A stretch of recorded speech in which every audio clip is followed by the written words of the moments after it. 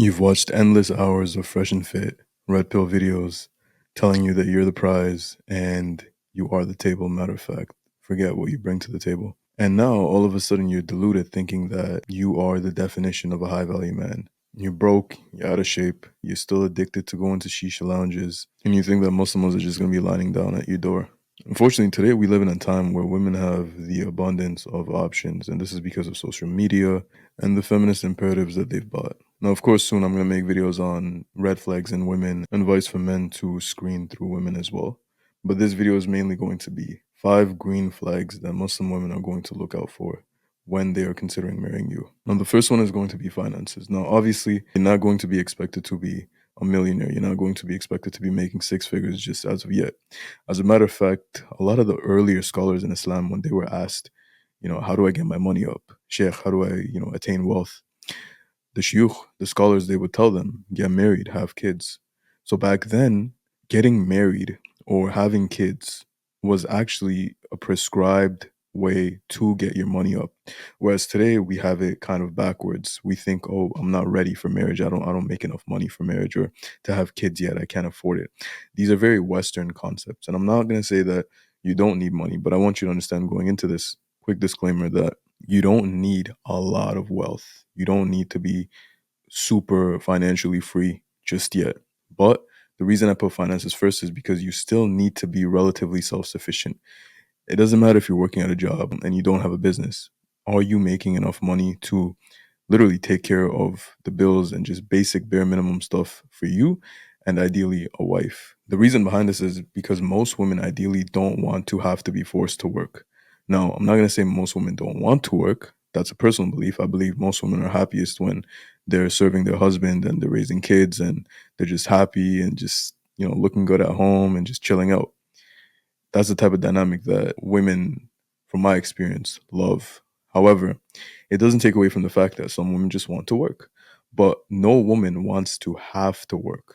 If a woman needs to work because her husband isn't bringing enough money, then of course I understand, I sympathize with both of them. I understand that we live in a very capitalistic society and that we live in a world where it's very difficult for a single parent household to thrive or even survive. But it doesn't take away from the fact that there's still going to be some level of resentment. There's still going to be some level of disrespect. She's still going to walk around like I'm contributing to the household, and it might reflect in its tone or whatever. And to minimize this and start with the best frame and polarity and dynamic that you possibly can, I recommend that all men get their money up to the point where their woman does not have to work. And if she wants to, it depends. If she wants to have a job, obviously make sure it's permissible. There's no free mixing, it's not haram and stuff like that. She wants to work from home, she wants to make money. Islam has no problem with that, obviously, if it's permissible, right? And, at the end of the day, it comes down to personal preference. But to be in a position where your woman needs to work, I think you should get that sorted out before you get married. Now, number two is going to be masculinity.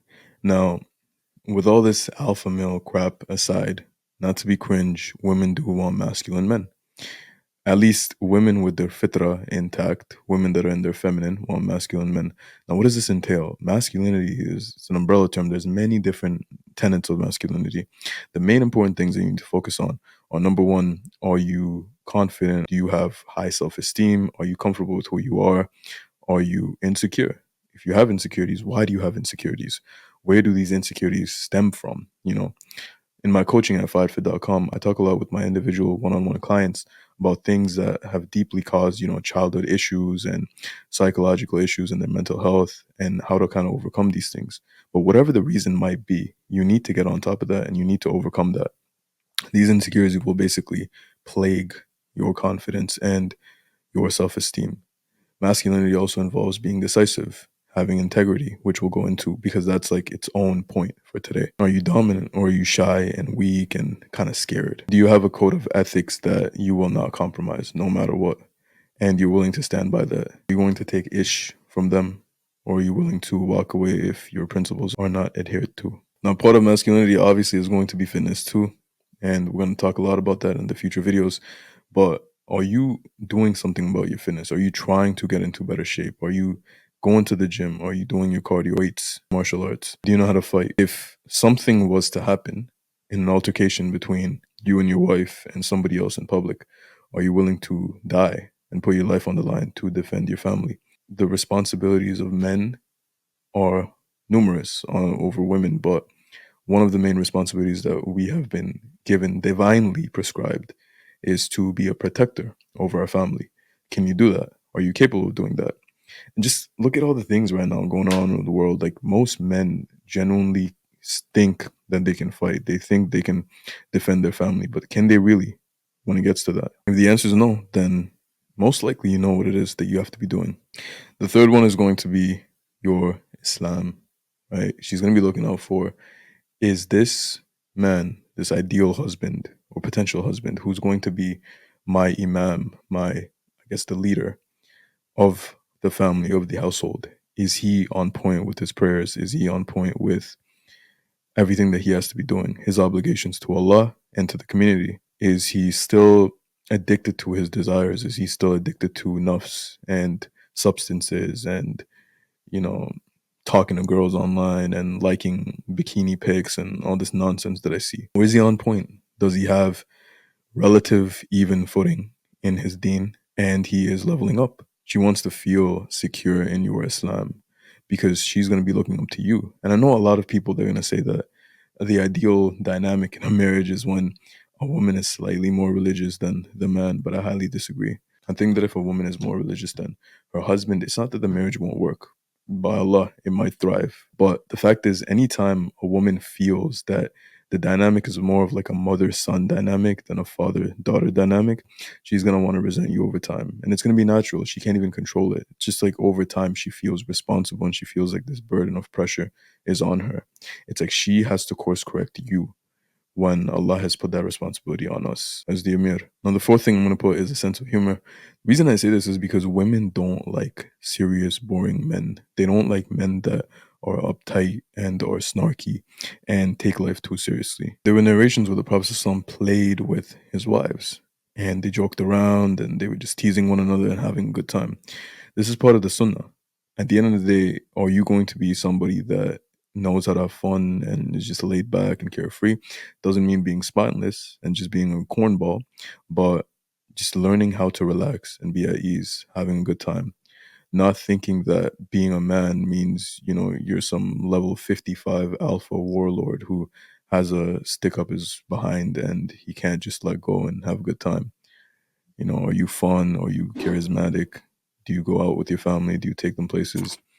They want to feel good at the end of the day. This brings me to my last point, my fifth and final point of today. This is going to be integrity. Now, integrity is something that is part of Deen and Islam, but to me, I'm going to be more so addressing integrity head on. A lot of non-Muslims are watching this video, so the Islam part won't really serve them at the moment, but obviously consider Islam, look into Islam. We have a whole podcast called The Three Muslims dedicated to that. But aside from that, what is integrity? Integrity is just your values, your principles. Do you stand by them? Do you have honor? Do you have principles? Do you have boundaries? Now, we live in a world where men that have boundaries and principles and integrity have been labeled, misogynist or barbaric or extreme or insecure or whatever, overbearing. And the reality couldn't be farther from the truth. Now, there are genuine men that are out there that have diseases of the heart and they're insecure and they're controlling and they're possessive and they're jealous and all this. But these things are not bad if they're coming from a good place. If you have boundaries, like, I don't want to speak to you until I speak to your dad. Women find that attractive because most men are out here trying to look for texting buddies and do all this weak feminine stuff, texting back and forth, just dragging their feet, waiting to, talk to the wali, the father. Maybe they're scared what they're going to say. Maybe they feel they're not ready. At the end of the day, you got to keep it moving. You got to bring yourself and present yourself to her in a way where you want to talk to her, but you can't until you get the father's approval and permission to get to know her more for the sake of marriage. And this is extremely attractive because it shows that you have boundaries, that she's not just so beautiful and her abaya is not so attractive to you that you can't even hold yourself back. That all the principles you have Islamically and personally are just gone, that there's no ethics anymore. Integrity means you don't give in to peer pressure. It doesn't matter if there's going to be an opportunity to do something haram, you don't take it. It doesn't matter if every single person is going to eat something that's haram and you don't really want to say something and you don't want to be a buzzkill or a party pooper. No, you're going to stand your ground. You're going to say that, no, I'm not going to eat this. Doesn't mean you're going to be domineering over other people and try to force them. Although, as Muslims, we know we have to enjoin good and forbid evil. But at the bare minimum, are you going to be dominant over yourself and have control over yourself? That you yourself are not obliged to participate in haram or filth, even if everyone around you is doing it? Are you going to remove yourself from the situation? Or are you going to partake in it? Are you going to take responsibility and accountability over yourself and your family? Or are you just going to be like, you know what, I don't want to cause drama, I don't want to cause a headache right now or a hassle, and I'm just going to go with the flow? And I completely empathize with all of you watching that we live in a world today where halal has become extremely difficult and haram has become easy and accessible. So it's only natural that it's going to be difficult, but we got to do what we got to do to maintain our moral high ground as Muslim men. And if you like this content, consider liking, subscribing to the channel, and sharing with your loved ones.